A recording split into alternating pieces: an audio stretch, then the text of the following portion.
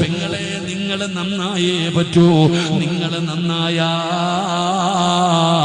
വീട് നന്നാകും. പെങ്ങള്, ഭർത്താവ് നന്നാവുകയാണ്, മക്കള് നന്നാവുകയാണ്, ഒരു കുടുംബവും ഒരു നാടും നന്നാവുകയാണ്.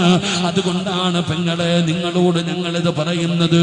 ഉസ്താദേ, ഏത് വഅദ് പറയുന്ന ഉസ്താദും ഞങ്ങളെ കുറിച്ച് കുറ്റം പറയുകയാ, ഞങ്ങളെ വേദനിപ്പിക്കുകയാ, ഞങ്ങളോട് കടുത്ത ഭാഷയിൽ ഞങ്ങളെ വിമർശിക്കുകയാ.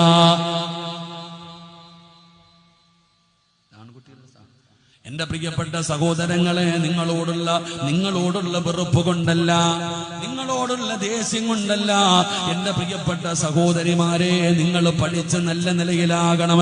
ദീനീപരമായിട്ടുള്ള ചുറ്റുപാട് വേണ്ടത്. എന്തുകൊണ്ടാണ് പറയുന്നതെന്നറിയോ? എന്റെ പ്രിയപ്പെട്ട ചെറുപ്പക്കാരാ, അല്ലാഹുവിന്റെ വിശുദ്ധമായ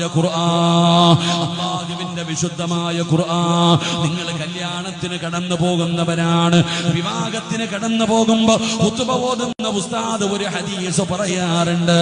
തുല്ലഖുൽ മർഅതു ലി40, 4 കാര്യങ്ങൾ എണ്ണി പറയാറുണ്ട്. ആ 4 കാര്യങ്ങളിൽ അതാ ഉസ്താദ് പറയുന്നത്, ഒന്ന്, വിവാഹം കഴിക്കുന്ന പെണ്ണിന് ഒരു പയ്യന് പരിഗണന കൊടുക്കേണ്ടത് 4 കാര്യങ്ങൾക്കാണ്.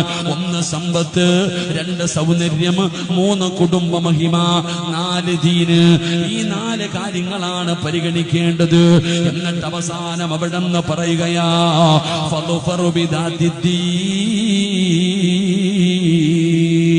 ദീനിനാണ് പരിഗണന കൊടുക്കേണ്ടത്, ദീനിനാണ് പരിഗണന കൊടുക്കേണ്ടത്.